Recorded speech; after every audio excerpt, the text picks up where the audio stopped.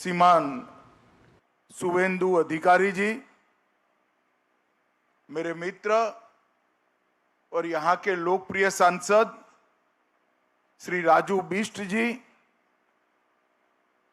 गृह मंत्रालय में मेरे साथी केंद्रीय गृह सचिव श्री गोविंद मोहन जी, निर्देशक आसूचना ब्यूरो महेश दीक्षित जी, सचिव सीमा प्रबंधन डॉक्टर राजेंद्र कुमार जी, एसएसबी के डीजीपी श्री संजय सिंघल जी, और आज सिलीगुड़ी कॉरिडोर में यहां पर इस कार्यक्रम में उपस्थित सभी मेरे प्यारे जवान भाइयों और बहनों, आप सभी को मेरा नमस्कार।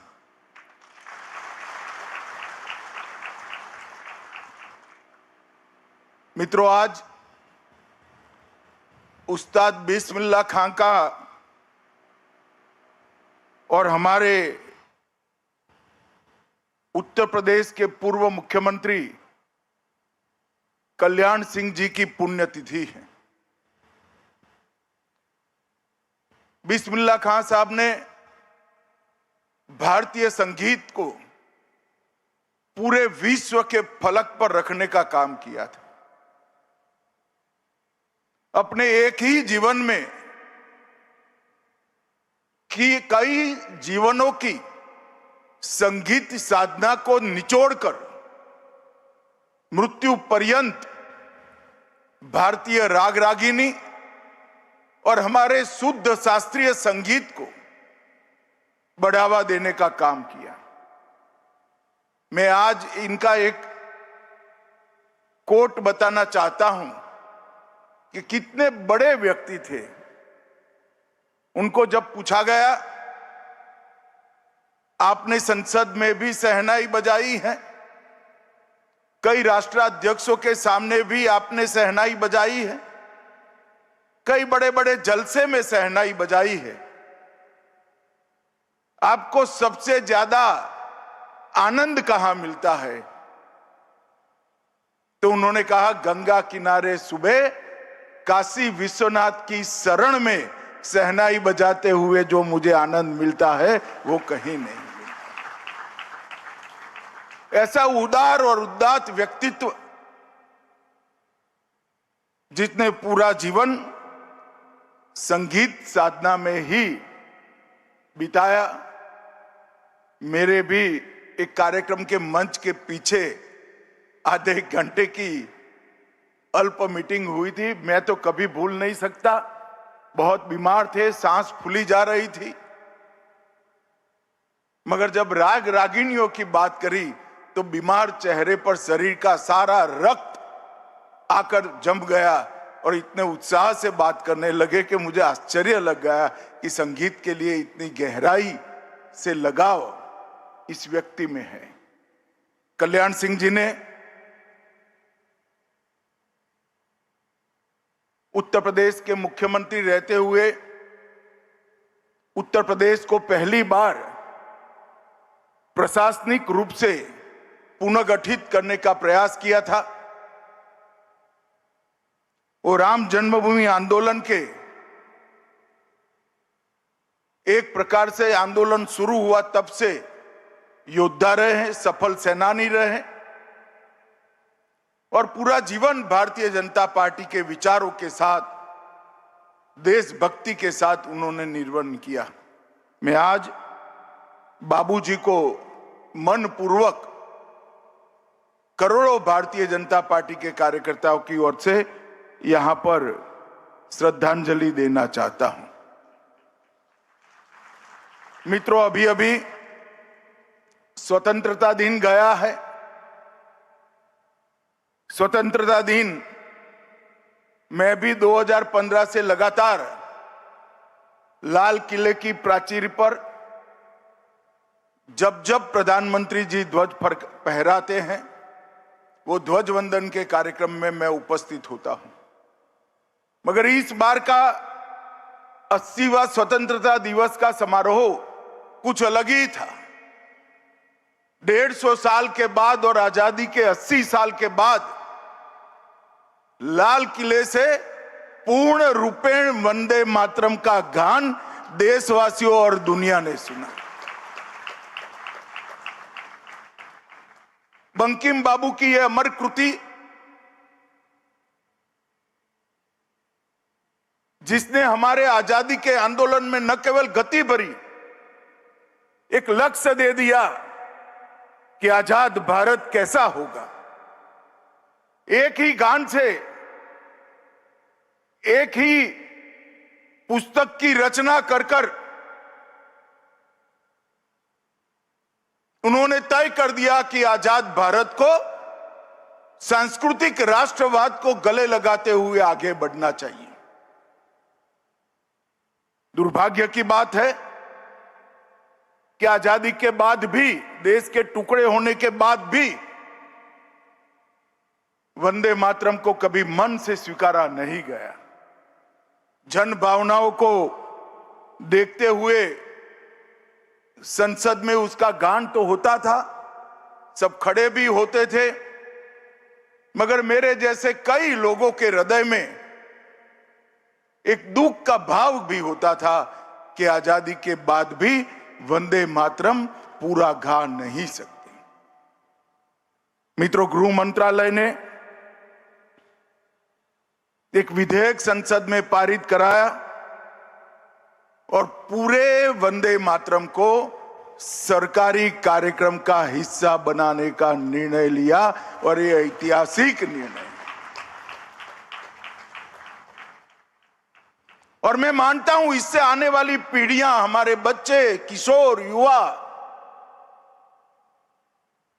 वो सभी को ऋषि बंकिम चंद्र चट्टोपाध्याय जी का एक अमर संदेश उनको प्राप्त होगा। हर रोज स्कूल में जब बच्चे पूरा वंदे मातरम गाते हैं, तब निश्चित रूप से वो राष्ट्र भक्ति की भावना से ओतप्रोत होते हैं। मित्रों, प्रधानमंत्री जी ने देश को शक्ति देने वाली सप्त धाराओं का भी ऐलान किया है। मैन्युफैक्चरिंग पावर, रक्षा शक्ति, कृषि और फूड प्रोसेसिंग, ग्रीन और ब्लू इकोनॉमी, टेक्नोलॉजी और इनोवेशन, भारत का सॉफ्ट पावर और इंफ्रास्ट्रक्चर के लिए भारत की गति शक्ति। ये सभी 7 स्तंभ पर 2047 के विकसित भारत को खड़ा करने का आह्वान उन्होंने भारत के युवाओं को किया है।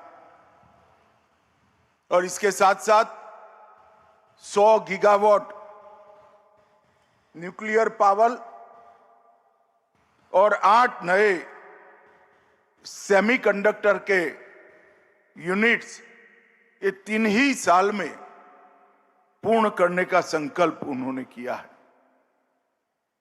हम सब मानते हैं कि 7 पिल्लर पर जब आजादी के शताब्दी मनाई जाएगी, तब हमारा भारत पूरे विश्व में हर क्षेत्र में सर्वप्रथम होगा।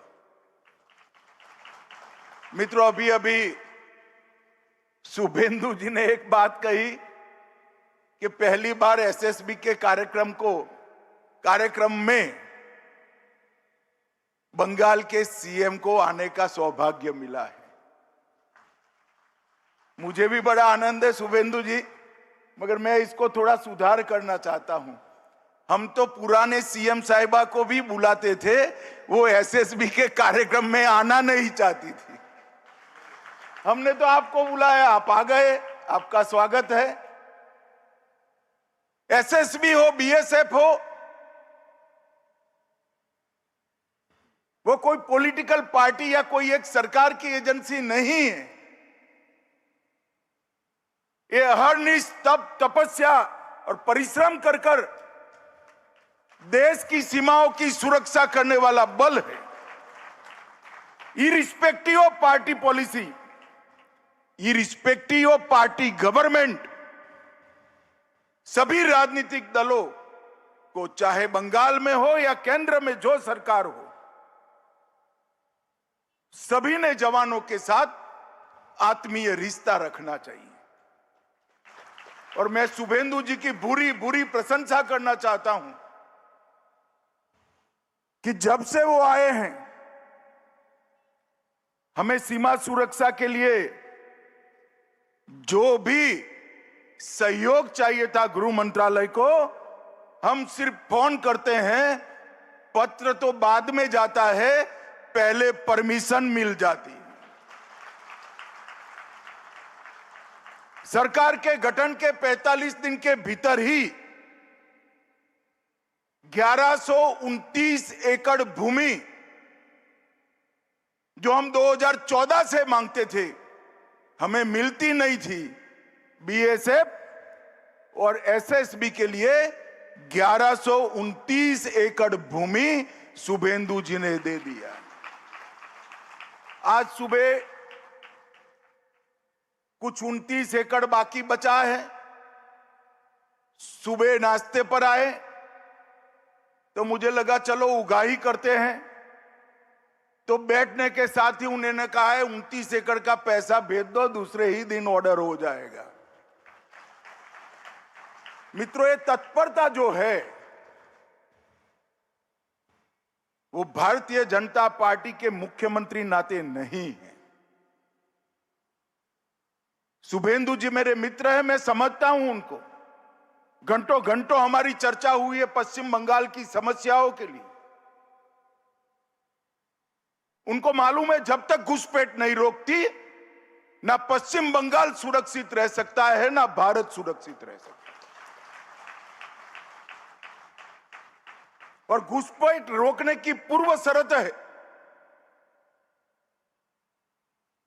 कि सीमा को पूरा बना, सीमा पर बाड़ को पूरा लगा दिया जाए। हम ममता बनर्जी के हाथ पैर जोड़कर थक गए, मगर हमें भूमि नहीं दी।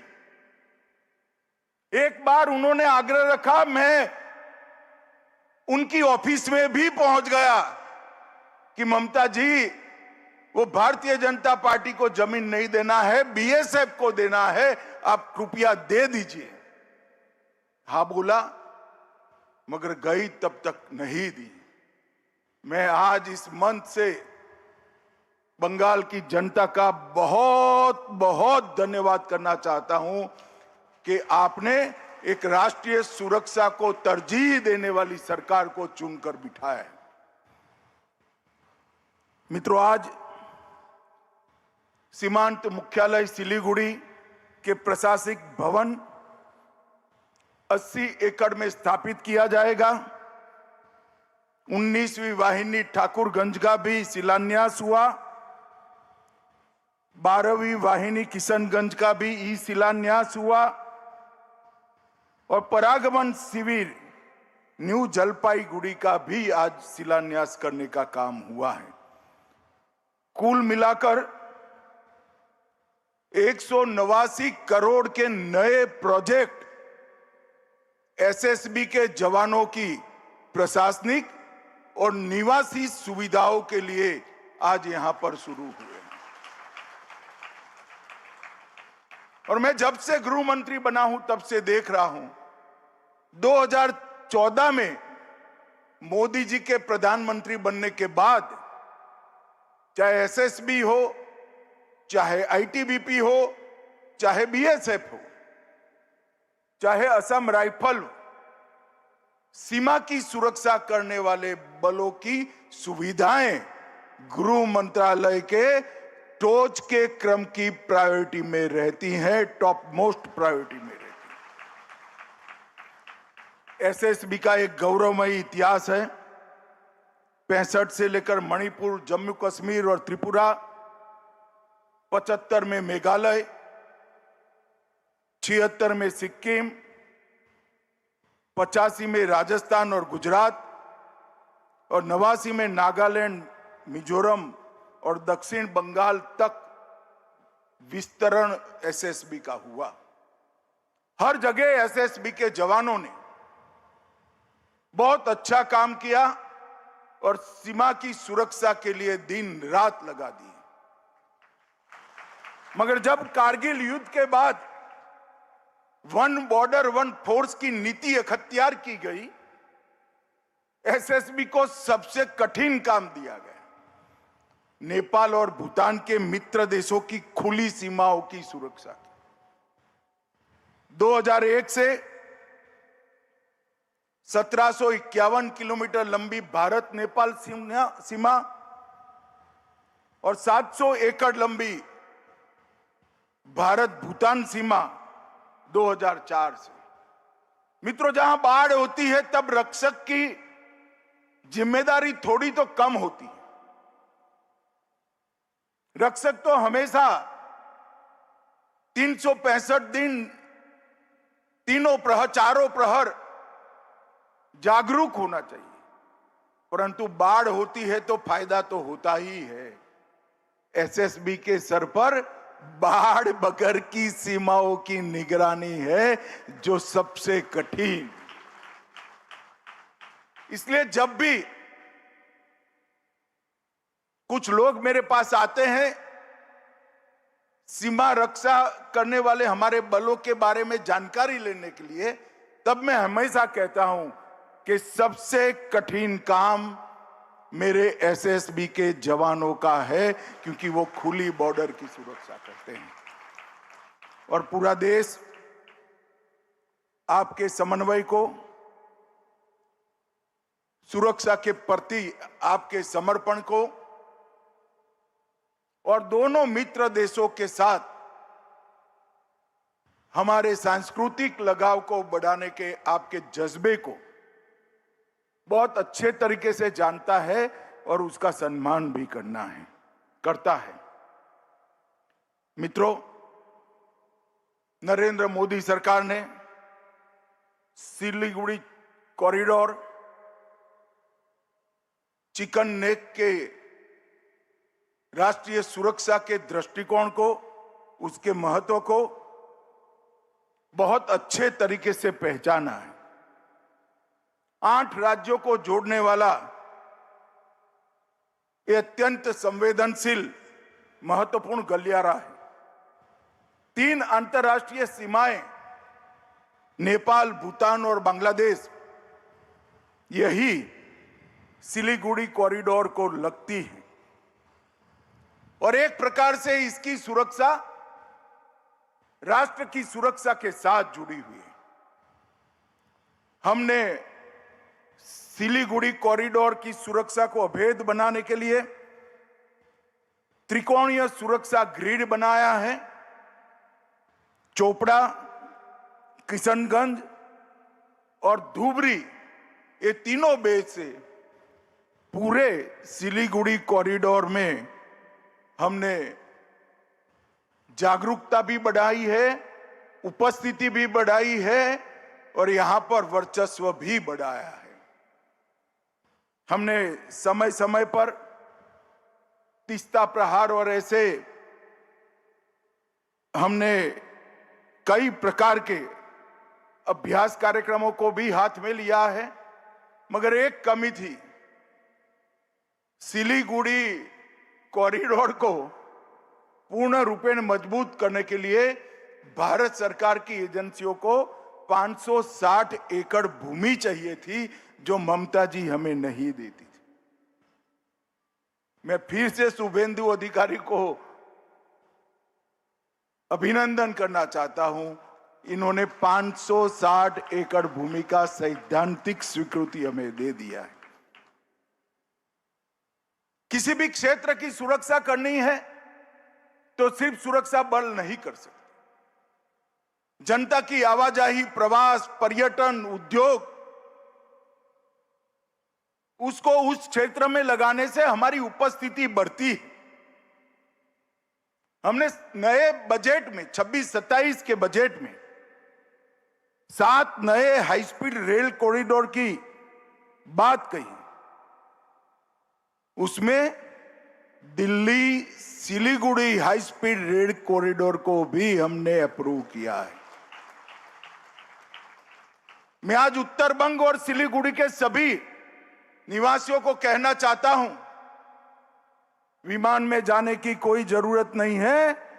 दिल्ली से सिलीगुड़ी आप कुछ ही घंटों में पहुंच जाएंगे, सिर्फ 2-3 साल की देरी है। हमने अमृत भारत स्टेशन के माध्यम से सिलीगुड़ी और जलपाईगुड़ी स्टेशन को विश्व कक्षा के बनाए। वाइब्रेंट विलेज कार्यक्रम 2 के माध्यम से